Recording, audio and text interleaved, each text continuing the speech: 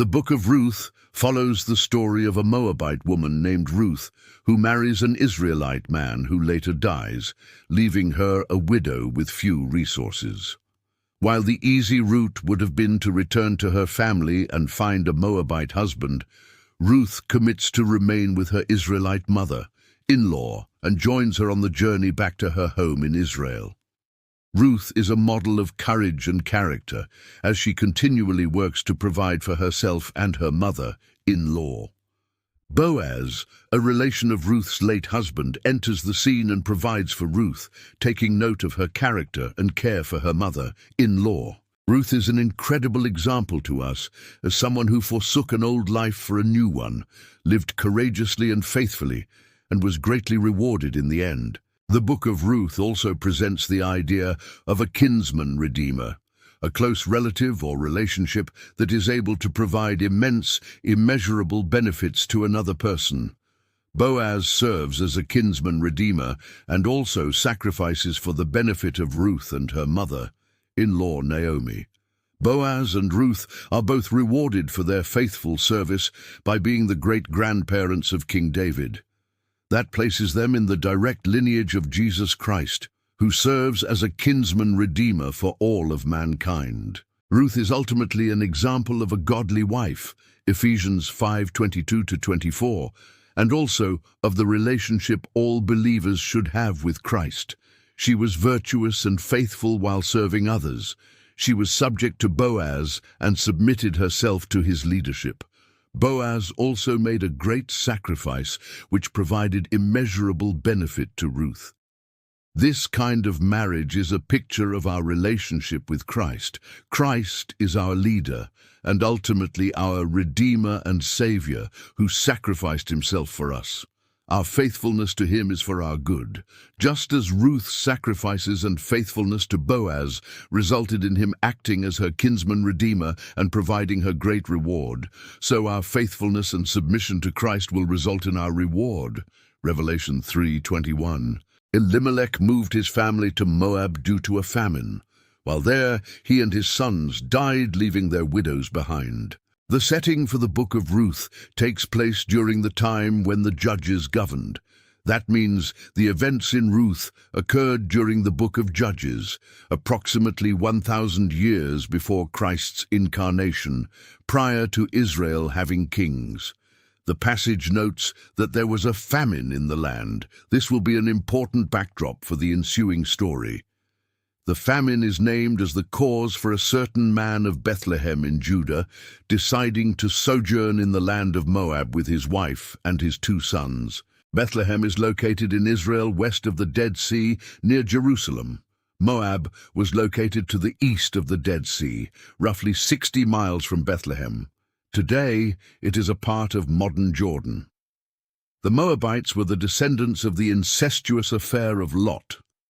Moses delivered Deuteronomy to Israel while on the plains of Moab about 400 years prior to the time of the Judges. In ancient times, and even today, famines cause people to migrate. The famine was so severe that they remained there in Moab for 10 years. While in Moab, things did not go well for Naomi. While away from her homeland, her husband Elimelech and 2 sons die. Naomi is left with only 2 daughters-in-law, Orpah and Ruth. Mahlon and Chilion had taken for themselves Moabite women as wives. The name Naomi means pleasant. Naomi tells her daughters-in-law to return to their home so that they may find Moabite husbands. Orpah leaves, but Ruth stays. From Naomi's human perspective, both her present and future life seems to be hopeless. After leaving one's homeland, when things do not turn out well, it's natural to think about returning home. Losing loved ones in death magnified her discouragement. Naomi heard in the land of Moab that the Lord had visited his people in giving them food. News reached her that the Lord had lifted the famine, so she desires to return to Israel. So she departed from the place where she was, and her 2 daughters-in-law with her, and they went on the way to return to the land of Judah. Judah is the name of the tribal area in which Bethlehem was located. Being older, Naomi found little hope of ever remarrying. Yet unselfishly, she doesn't want her dilemma to be an impediment for her daughters-in-law to remarry and have a brighter future than hers. So Naomi exhorts her daughters-in-law to go, return each of you to her mother's house. Naomi gives them a blessing, saying, "May the Lord deal kindly with you as you have dealt with the dead and with me." It seems clear that her daughters-in-law have treated her very well. Naomi now wishes to treat them well, seeking their financial security. She encourages them to remarry, saying, "May the Lord grant that you may find rest, each in the house of her husband." Then Naomi kissed them, and they lifted up their voices and wept. Naomi argues practicalities. They need their own husband and family. That was necessary for protection and sustenance in an agrarian economy and a time prior to machinery. Naomi can't raise sons for them. Even if she did, would they wait until they were grown? Orpah relented and returned to Moab, but Ruth clung to her. Elimelech moved his family to Moab due to a famine. While there, he and his sons died, leaving their widows behind. The setting for the book of Ruth takes place during the time when the judges governed. That means the events in Ruth occurred during the book of Judges, approximately 1,000 years before Christ's incarnation, prior to Israel having kings. The passage notes that there was a famine in the land. This will be an important backdrop for the ensuing story. The famine is named as the cause for a certain man of Bethlehem in Judah deciding to sojourn in the land of Moab with his wife and his 2 sons. Bethlehem is located in Israel west of the Dead Sea near Jerusalem. Moab was located to the east of the Dead Sea, roughly 60 miles from Bethlehem. Today, it is a part of modern Jordan. The Moabites were the descendants of the incestuous affair of Lot. See Genesis 19. Moses delivered Deuteronomy to Israel while on the plains of Moab, about 400 years prior to the time of the Judges. In ancient times, and even today, famines cause people to migrate.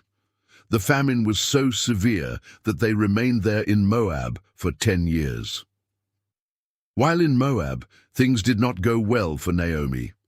While away from her homeland, her husband Elimelech and 2 sons die. Naomi is left with only 2 daughters-in-law, Orpah and Ruth. Mahlon and Chilion had taken for themselves Moabite women as wives. The name Naomi means pleasant. Naomi tells her daughters-in-law to return to their home so that they may find Moabite husbands. Orpah leaves, but Ruth stays. From Naomi's human perspective, both her present and future life seems to be hopeless. After leaving one's homeland, when things do not turn out well, it's natural to think about returning home. Losing loved ones in death magnified her discouragement. Naomi heard in the land of Moab that the Lord had visited his people in giving them food. News reached her that the Lord had lifted the famine, so she desires to return to Israel. So she departed from the place where she was, and her 2 daughters-in-law with her, and they went on the way to return to the land of Judah. Judah is the name of the tribal area in which Bethlehem was located. Being older, Naomi found little hope of ever remarrying. Yet unselfishly, she doesn't want her dilemma to be an impediment for her daughters-in-law to remarry and have a brighter future than hers. So, Naomi exhorts her daughters-in-law to go, return each of you to her mother's house. Naomi gives them a blessing, saying, "May the Lord deal kindly with you as you have dealt with the dead and with me." It seems clear that her daughters-in-law have treated her very well. Naomi now wishes to treat them well, seeking their financial security. She encourages them to remarry, saying, "May the Lord grant that you may find rest, each in the house of her husband." Then Naomi kissed them, and they lifted up their voices and wept. Naomi argues practicalities. They need their own husband and family. That was necessary for protection and sustenance in an agrarian economy and a time prior to machinery. Naomi can't raise sons for them. Even if she did, would they wait until they were grown? Orpah relented and returned to Moab, but Ruth clung to her. Ruth commits to following Naomi wherever she goes and following her God. She returns to Bethlehem with Naomi. Naomi now finds herself without a husband and without any sons to care for her. One Moabite daughter-in-law decides to return to her family in Moab, while Ruth chooses to remain with her. Ruth states to Naomi, "Do not urge me to leave you or turn back from following you. For where you go, I will go, and where you lodge, I will lodge. Your people shall be my people, and your God my God. Where you die, I will die, and there I will be buried. Thus may the Lord do to me, and worse, if anything but death parts you and me." This is quite an amazing statement of commitment. Naomi relented when she saw that she was determined to go with her. Naomi and Ruth completed walking the journey of 60 or so miles from Moab until they came to Bethlehem. It seems clear that Bethlehem is a small village, because when they had come to Bethlehem, all the city was stirred because of them. 2 women showing up in town was big news. Although it had been 10 years since Naomi's departure, she was still remembered.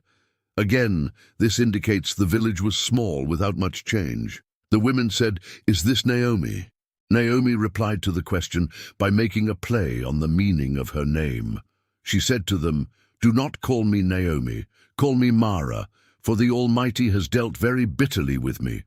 Instead of continuing to go by the name Naomi, that means pleasant, she now wants to be called Mara, with the meaning of bitter. Naomi does not try to hide her loss. She tells the village women that she went out full, but the Lord has brought me back empty. Naomi attributes her calamity to God, saying the Almighty has afflicted me.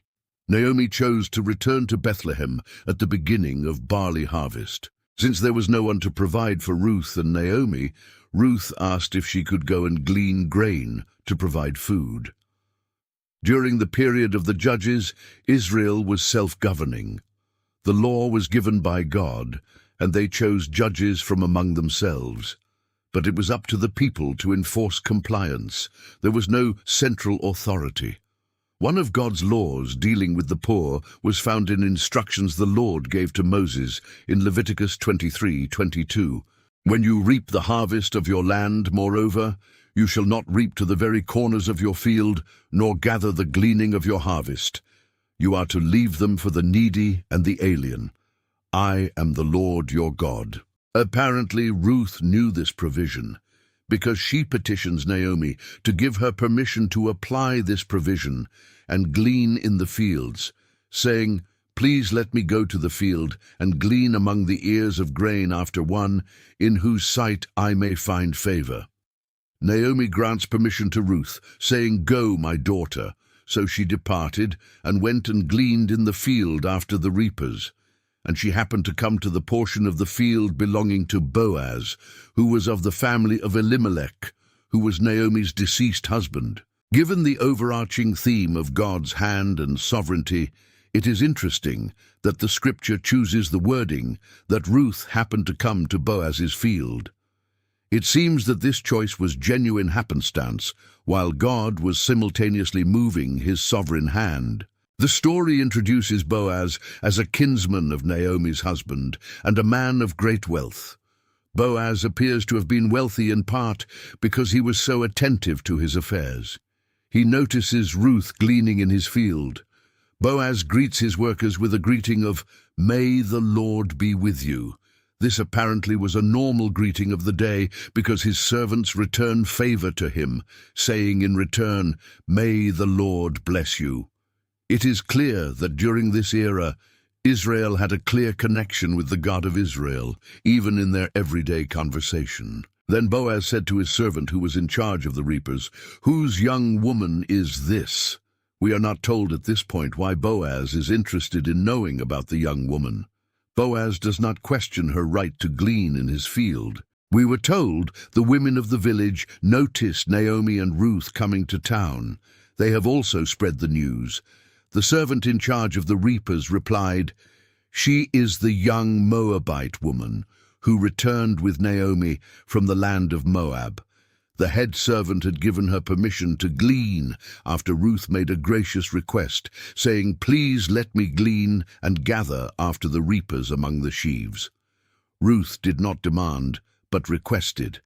After noting her hard work all morning, they allowed her to rest and sit in the house for a little while. Boaz recognizes Ruth's hard work and care for her mother-in-law, and tells her that he has instructed his servants not to touch her, and that she should glean in his field and help herself to water. After being informed that this was the daughter of Naomi, Boaz makes the connection. He obviously has heard the news as well. He said to Ruth, "Listen carefully, my daughter." Boaz understands this is a relative and addresses her with fondness, calling her daughter. Boaz invites her to stay in his field, where he offers her special protection and provision, saying, "I have commanded the servants not to touch you. When you are thirsty, go to the water jars and drink from what the servants draw." Ruth reacts with great gratitude. She fell on her face, bowing to the ground. It seems Ruth wants to make sure Boaz knows the full story, since she includes the information that she is a foreigner. Boaz assures Ruth he is not deterred by her nationality. He has heard of her service to his relative Naomi. He tells Ruth, "All that you have done for your mother-in-law after the death of your husband has been fully reported to me." Boaz then expresses a prayer, to which he has already become a partial answer, saying, "May the Lord reward your work, and your wages be full from the Lord, the God of Israel, under whose wings you have come to seek refuge." Again, Ruth expresses gratitude.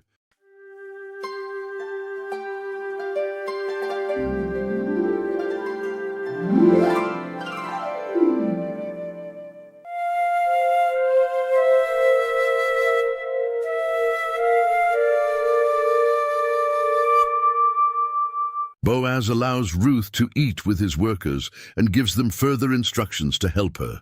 Naomi is very glad when Ruth tells her she worked in Boaz's field. She recognizes that he is a close relative. In addition to providing protection for Ruth from the other workers and water when she thirsts, Boaz invites Ruth to join his workers for a meal he provides. Also, Boaz allows Ruth's reaping to go as smoothly as possible, as he informs his workers to intentionally leave grain untouched so she can easily harvest it. But even though Boaz has made it much easier for Ruth to get grain, she continued to be diligent. Rather than quitting early, she gleaned in the field until evening. When Ruth returns to her mother-in-law, Naomi recognizes that Ruth had a particularly bountiful day. They were able to eat enough to be satisfied. Given their circumstances, it is likely they were used to going to bed hungry. It is hard for many modern Americans to identify with the reality that for most of human history, and still for much of the world, not having enough food to fill their bellies was the norm. Naomi then inquired how Ruth's good fortune came about, asking, "Where did you glean today, and where did you work?" The text makes it clear that this was an unusually bountiful gleaning, and Ruth must have had help, since Naomi adds, "May he who took notice of you be blessed." Ruth then recounts the story and reveals that Boaz is the man with whom she worked. Naomi now blesses the Lord for showing kindness in this circumstance. Naomi is consistent. She attributes both good and bad circumstances to God. Naomi then tells Ruth something Boaz had not revealed. "The man is our relative. He is one of our closest relatives." By this time, the women might have felt an excitement they had not experienced in some time. After all the difficulty they had endured, losing husbands and sons, returning to Bethlehem as widows, now something favorable had befallen them. Part of the message of this story could be tied to God's admonition to Israel to remain in the land in order to be blessed. The blessings begin to fall on Naomi when she returned to Israel. It is interesting to note that Naomi permits Ruth to go and glean, but Naomi doesn't participate. The story doesn't tell us why. Perhaps she was physically unable. Perhaps she was too proud. Whatever the reason, it certainly seems Ruth is willing to bear the complete burden of work. So far, we see in Ruth commitment, loyalty, humility, diligence, and gratitude. Ruth discloses further information to Naomi, stating Boaz told her to stay close to Boaz's servants until they have finished all his harvest. Naomi encouraged Ruth to continue in Boaz's fields. The comment Naomi adds, "so that others do not fall upon you in another field," is similar to Boaz's comments regarding her safety. Perhaps this is a reason Naomi didn't go gleaning. It seems there was considerable danger for a single woman gleaning. Accordingly, Ruth stayed close by the maids of Boaz in order to glean until the end of the barley harvest and the wheat harvest. All this time, she continues to live with Naomi, inferring that Ruth continues to provide for her mother-in-law. Naomi comes up with a plan to get Boaz to marry Ruth. Naomi might not have pitched in to help in the physical work, but she apparently has been busy coming up with a plan that would benefit both Ruth as well as herself. In Jewish law, there was a provision that covered the case of a widow without an heir. Naomi's plan takes advantage of this provision, whereby the closest in kin had an obligation to redeem a widow by taking her as a wife and raising children that would benefit and continue the widow's family line, rather than their own. This would allow the widow's land to remain in her family. The Genesis 38 story of Tamar centers around this levirate marriage, or kinsman-redeemer provision. In the story of Tamar, her husband is wicked and dies before she gives birth to an heir. The Lord took him. According to the kinsman-redeemer custom, Tamar became the wife of Onan, one of the deceased husband's brothers. The story of what follows is in Genesis 38, 9-10. Onan knew that the offspring would not be his, so when he went into his brother's wife, he wasted his seed on the ground in order not to give offspring to his brother. But what he did was displeasing in the sight of the Lord, so he took his life also. This passage shows the kinsman-redeemer tradition, with the husband's brother, Onan, taking Tamar as a wife. It also demonstrates that the offspring of the marriage would not be his. It is obvious the offspring would be Onan's biological child, and he would be the natural father, but the offspring would not bring economic benefit to him and his family business. The first child born to Tamar by Onan would be deemed the heir of the deceased brother and entitled to claim the deceased brother's share of inheritance, an inheritance that might otherwise benefit Onan. This explains why Onan would waste his seed on the ground to prevent a birth. It also explains why it displeased God, because it was selfish on multiple fronts. This is background to understand why Naomi introduces the plan as being a means to seek security for Ruth. Having a husband gives immediate security, and having an heir provides an inheritance for her family line. What is the plan? It is for Boaz, our kinsman, to become Ruth's kinsman-redeemer. Naomi's plan involves Ruth making a proposal of marriage. The proposal will take place at the harvest. Naomi knows that Boaz will winnow barley at the threshing floor tonight.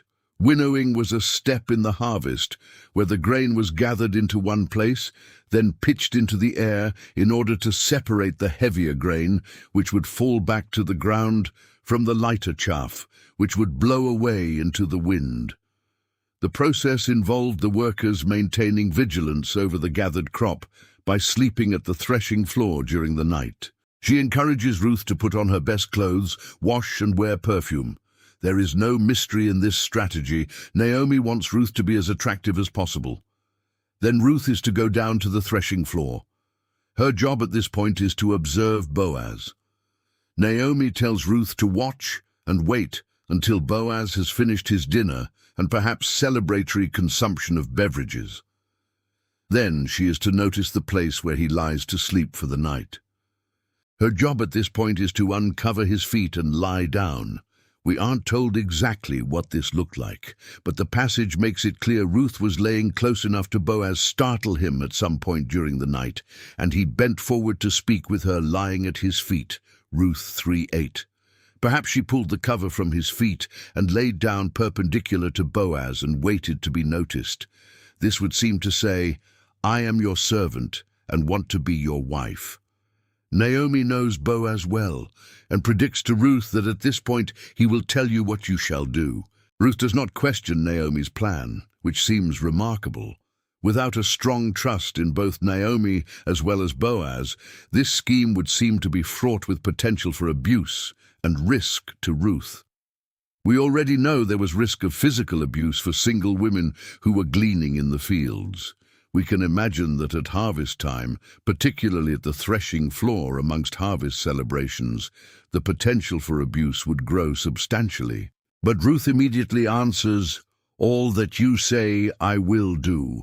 We are not told Ruth's reasoning, but we can infer that she had assessed the character of Naomi and Boaz and determined that she was willing to place herself into the most vulnerable of circumstances, fully trusting that they would seek her best interest.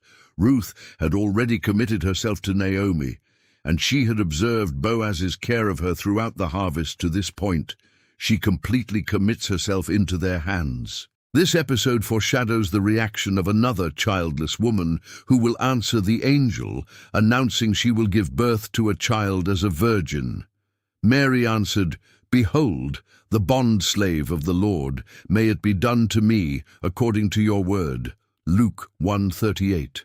Mary's child will be one of the descendants from the inheritance that will be created through this proposal, as Ruth is in the lineage of Jesus. Ruth does exactly as Naomi told her. Ruth now executes the plan flawlessly. She went down to the threshing floor and did according to all that her mother-in-law had commanded her. As the plan unfolds, Ruth observes when Boaz had eaten and drunk, and his heart was merry. Then after he went to lie down at the end of the heap of grain, Ruth takes action, just as Naomi instructed. Ruth came secretly and uncovered his feet and lay down. Ruth quietly lays at Boaz's feet without him noticing. It seems clear that Boaz was sound asleep when Ruth laid down. Boaz did not notice Ruth until the middle of the night. Ruth might have lain there for several hours. It is interesting to contemplate what she might have thought while she waited, wondering what was about to take place. We do know that she stayed there until she was noticed. Boaz reacts when he wakes and realizes someone is there. We are told that the man was startled and bent forward, and behold, a woman was lying at his feet. Boaz asks the most reasonable question conceivable for being startled awake in the middle of the night by someone lying at your feet. "Who are you?" Ruth answered, "I am Ruth your maid. So spread your covering over your maid, for you are a close relative." The word translated covering is most often translated wing, as it is in Ruth 2:12, which reads, "May the Lord reward your work, and your wages be full from the Lord, the God of Israel, under whose wings you have come to seek refuge." Ruth requests to come under the protection of Boaz. Boaz had commended Ruth for seeking protection under the wings of the God of Israel. Now Ruth requests to also come under the protective wings of Boaz. Her explanation for "you are a close relative" makes it clear that she is requesting he take her as wife under the kinsman-redeemer custom. Boaz explains that there is a relative closer than him. Boaz responds by first complimenting Ruth for choosing the family, including Naomi, well-being as a priority over her own romantic interest. Boaz prays that Ruth will be blessed of the Lord because of this action. Boaz's interpretation is that her action in seeking marriage with Boaz is a better kindness to Naomi than the first kindness of gleaning in the fields on her behalf. Specifically, Boaz recognizes that Ruth is seeking Naomi's family interest rather than going after young men. By adding the phrase "whether poor or rich," Boaz recognizes that there are some younger men who are also rich, like him. The fact that Boaz makes this statement would indicate that Ruth was attractive and had the option of seeking and gaining interest from younger men. It also indicates that human nature in this respect has been the same for over 3,000 years. Boaz was not only older, but likely also already married, although the story does not tell us this. If so, Ruth would have been seeking this marriage, knowing she is marrying an older man, and likely will not be the primary wife. This would certainly justify the great commendation Boaz lavishes on Ruth. Boaz immediately accepts her proposal. His reaction makes it likely Boaz had already thought this through. Being that he has been awakened in the middle of the night, that seems the best explanation as to how he could immediately outline a plan of action. But first, Boaz comforts Ruth. She is in a very vulnerable position. Boaz says, "Now, my daughter, do not fear." After laying for hours uncertain about what was to come, in such a vulnerable circumstance, perhaps Boaz heard a tremble in Ruth's voice, so reassured her not to fear. This again shows Boaz's excellent character. Just as Naomi predicted, Boaz tells Ruth a plan. Boaz says to Ruth, "I will do for you whatever you ask." Boaz adds something else as well, his reasoning for granting the request, Ruth's character. Boaz has inferred that Ruth is young and attractive, but that is not what has caught Boaz's attention. Boaz states, "For all my people in the city, know that you are a woman of excellence." Boaz has not only seen her excellent character for himself, he has checked with the villagers, and they have confirmed that Ruth's character is outstanding. There is, however, a glitch in the plan. Boaz explains that while it is true I am a close relative, that there is another relative closer than Boaz. According to the kinsman-redeemer custom, the closest relative had the obligation or privilege. Since both Ruth's husband as well as Naomi's other son died in Moab, there is no brother to act as kinsman-redeemer. So they are now going down the family line. Again, it seems Boaz has already contemplated this possibility. Boaz does as Naomi predicted and tells Ruth what to do. He instructs Ruth to remain this night, and when morning comes, Boaz will find out if the closer relative will do the redemption. But he also commits to Ruth that if he does not wish to redeem you, then I will redeem you as the Lord lives. Lie down until morning.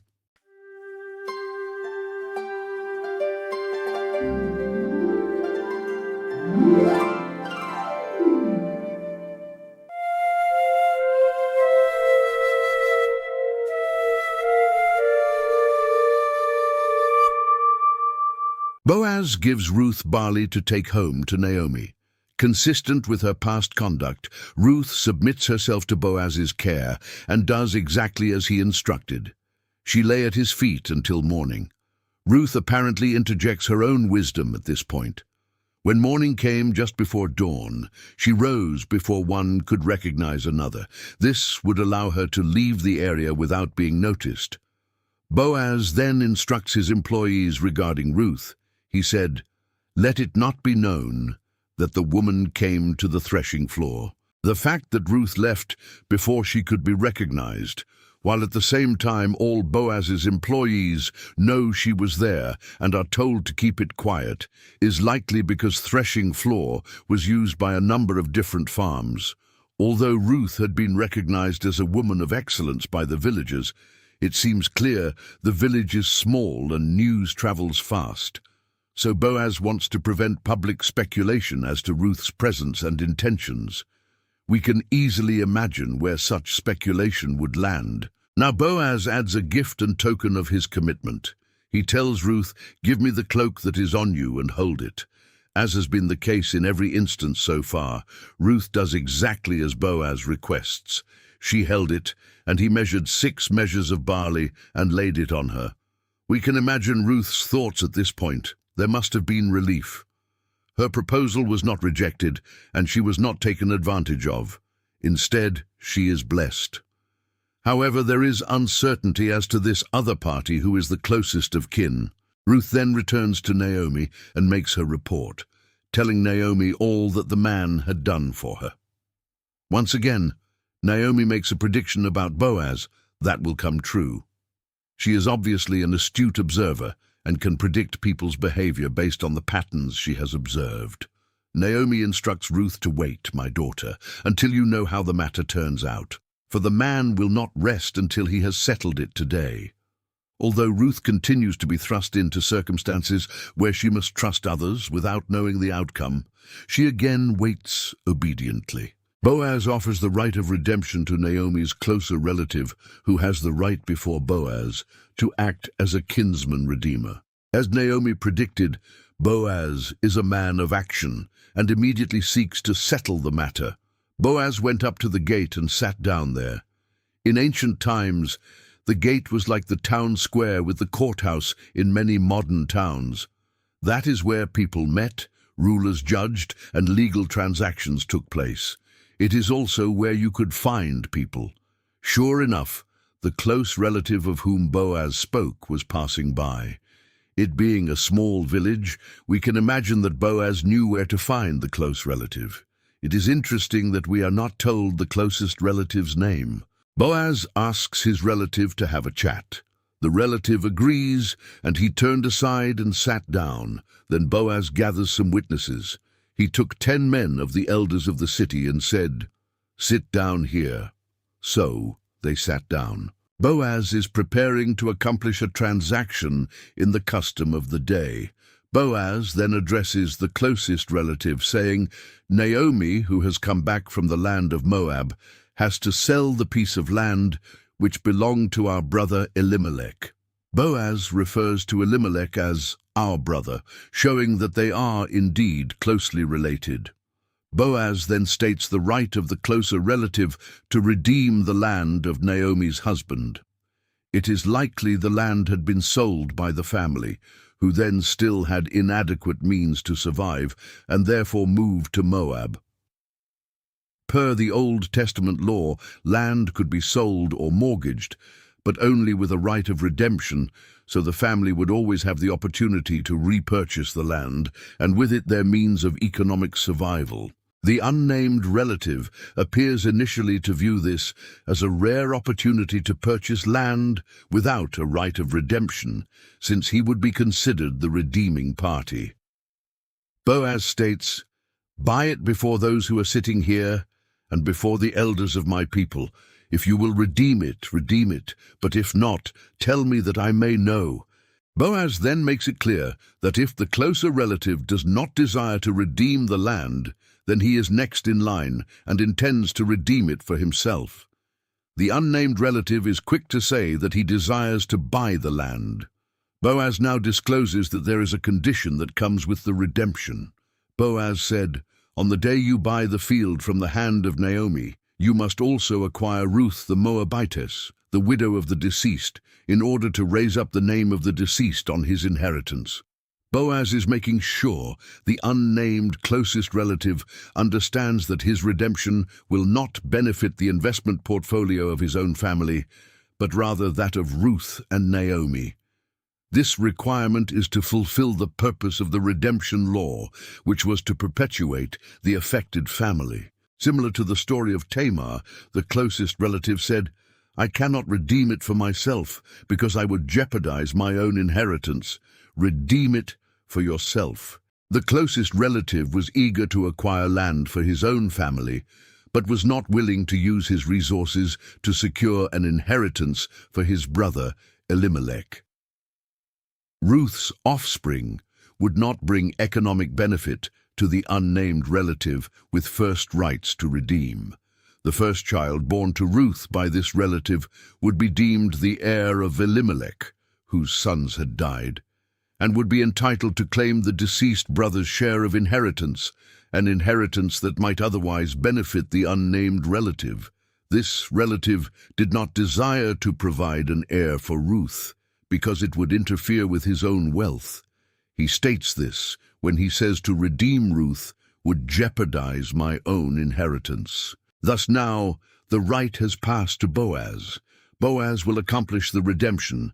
Boaz takes Ruth as wife at his own cost in order to raise up an heir for his brother Elimelech. He is sacrificing for the benefit of another. He is redeeming Ruth from being a widow. What remains is the legal transaction. We are now provided a fascinating peek into the real estate custom of the day. Boaz completed the transaction in front of witnesses and acquired the land and Ruth as his wife. In modern times, real estate transactions are witnessed using notaries, and deeds are recorded in county courthouses. We rely on signatures of the parties and of witnesses, the notary. But at a time prior to paper, they used a different custom. To confirm the redemption and the exchange of land, or to confirm any matter, a man removed his sandal and gave it to another.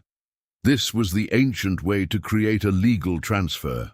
The 10 witnesses would provide the attestation. Given the phrasing, it seems likely that by the time this story was recorded in writing, the custom had changed. So according to the custom, the closest relative said to Boaz, "Buy it for yourself," and he removed his sandal. 9. Then Boaz said to the elders and all the people, "You are witnesses today that I have bought from the hand of Naomi all that belonged to Elimelech, the deceased husband of Naomi. But in addition to purchasing the land, Boaz announces that he has acquired Ruth the Moabitess, the widow of Mahlon, Naomi's son, to be his wife." Boaz includes in his statement his rationale for marrying Ruth. He specifically commits to raise up the name of the deceased on his inheritance. Boaz is using his own resources to build up another branch of the family. The witnesses approve and bless the transaction. They wish the union of Boaz and Ruth to be prolific, similar to their forefather Jacob, who was renamed Israel. They also pray that the offspring will have wealth and become famous in Bethlehem. This prayer is answered, since the offspring leads to the birth of King David. They then appeal to the story of Tamar. When the brothers refused to do their duty and provide Tamar an heir, Tamar posed as a prostitute and induced Judah to lie with her. From that unseemly engagement came Perez, whom Tamar bore to Judah. That is the forefather of Boaz. Tamar and Ruth are 2 of the 4 women mentioned in the genealogy of Jesus in Matthew 1. They have in common that they were beneficiaries of the kinsman-redeemer custom. Jesus is our kinsman-redeemer, and this is likely a picture for believers. Jesus redeems those who believe and gives us an inheritance. Ruth bore a son named Obed, who would become the grandfather of King David. Consistent with the character we have seen to this point, Boaz follows through on his commitment. Boaz took Ruth, and she became his wife, and he went in to her. Ruth had already been married to Naomi's son and had not conceived children, but now the Lord enabled her to conceive, and she gave birth to a son. Consistent with the prevailing view that God orchestrates circumstances, the women said to Naomi, "Blessed is the Lord who has not left you without a redeemer today, and may his name become famous in Israel." Boaz is the kinsman redeemer, redeeming the land and providing an heir. The descendant of this child is King David, and the offspring of this act of sacrifice, Jesus, will redeem the entire world. The women also acknowledge the amazing character of Ruth. They recognize that Ruth loves you and is better to you than 7 sons. Naomi now gets to do what she must have longed to do for many years, be a grandmother. Naomi took the child and laid him in her lap and became his nurse. It is interesting that the neighbor women gave him a name. They named the boy Obed. Obed was the father of Jesse, the father of David. We are now told the immense significance of this story, because Ruth was faithful and served Naomi, and Boaz was faithful and served both Ruth and Naomi. The forefather of King David is born. Obed aptly means serving. The story closes with a genealogy of King David. It begins with Perez, the offspring of an unwitting kinsman-redeemer, Judah, who was the kinsman-redeemer to Tamar. It then includes the offspring of Boaz, the kinsman-redeemer for Ruth. It ends with the birth of King David. This might indicate that this story was transmitted by oral tradition until the time of the kings, when it was committed to paper. Boaz and Ruth's son, Obed, was the father of Jesse, and to Jesse was born David, the great king. This story has many takeaways. God blesses a foreigner with the greatest of blessings because she sought refuge under his wing. Boaz is given great honor for being willing to serve.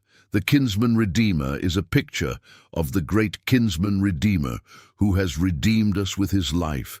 And God works through ordinary people to do extraordinary things. God's plan and agenda cannot be derailed. Notice how the events detailed in the book of Ruth fit into God's covenant with Abraham in Genesis 12, 1-3. Now the Lord said to Abram, "Go forth from your country and from your relatives and from your father's house to the land which I will show you, and I will make you a great nation, and I will bless you and make your name great, and so you shall be a blessing, and I will bless those who bless you, and the one who curses you I will curse. And in you all the families of the earth will be blessed. The Messiah, Jesus Christ, will come through the lineage of Abraham. The ancestral line of David is a part of this genealogy. All the families of the earth will be blessed through the Lord Jesus Christ." God's plan continues to unfold. Even today, his followers are privileged to be included as a part of his outworkings in this world and in the world to come. Ruth is ultimately an example of a godly wife, Ephesians 5:22-24, and also of the relationship all believers should have with Christ. She was virtuous and faithful while serving others. She was subject to Boaz and submitted herself to his leadership, which resulted in him saving her.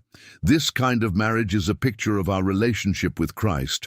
We are to be submissive and obedient to Christ, for he is our leader and ultimately our Savior. Our faithfulness to him is for our good. Just as Ruth's sacrifices and faithfulness to Boaz resulted in him acting as her kinsman redeemer and providing her great reward, so our faithfulness and submission to Christ will result in our reward. Revelation 3:21. Ruth and Boaz also serve as a picture of the relationship between a husband and wife, and likewise between Christ and the church. Husbands are called to love their wives and sacrifice for them so that they may become the best versions of themselves, behaving more like Christ. Ephesians 5:26-28. Boaz gave up his opportunity for wealth and sacrificed to serve Ruth, modeling how a husband should love his wife. This is also a picture of Christ. Boaz saw Ruth's character and faithfulness and rewarded it. He made sure she and Naomi were taken care of. In the same way, Christ sacrificed himself for us, helps us to grow, and continues to reward our faithfulness. We will ultimately share in his reward, Revelation 3:21, by ruling with him. Ruth is an example of a godly wife, and also of the relationship every believer should have with Christ, as well as with fellow members of the body of Christ. Ruth humbly served her mother-in-law, ensuring she was cared for, and worked very diligently and faithfully. She trusted Boaz's care for her and submitted to his leadership, which ultimately resulted in her great reward. Not only was Ruth a model of what a virtuous woman should be, she is also the model of the relationship all believers should have with their kinsman redeemer, Jesus. Ruth went to a foreign land, was faithful in her service to others, and was ultimately rewarded. In the same way, believers are called to live faithfully in this world as a foreign land, with our true citizenship in heaven. We are called to trust God despite our difficult circumstances and be faithful and obedient. This will also result in receiving a great reward provided by our kinsman redeemer, Jesus. Like Boaz, Jesus sacrificed on our behalf and serves us to fulfill our full potential. Ruth is an example to us all of how to live in a way that honors our kinsman redeemer and results in receiving a great reward. Like Ruth, our greatest reward lies beyond this life. God honors Ruth by memorializing her in the book of Ruth. This likely provides a small glimpse of what God intends as a reward to those, like Ruth and Boaz, who are faithful servants when he says, "Things which eye has not seen and ear has not heard, and which have not entered the heart of man, all that God has prepared for those who love him." 1 Cor 2:9.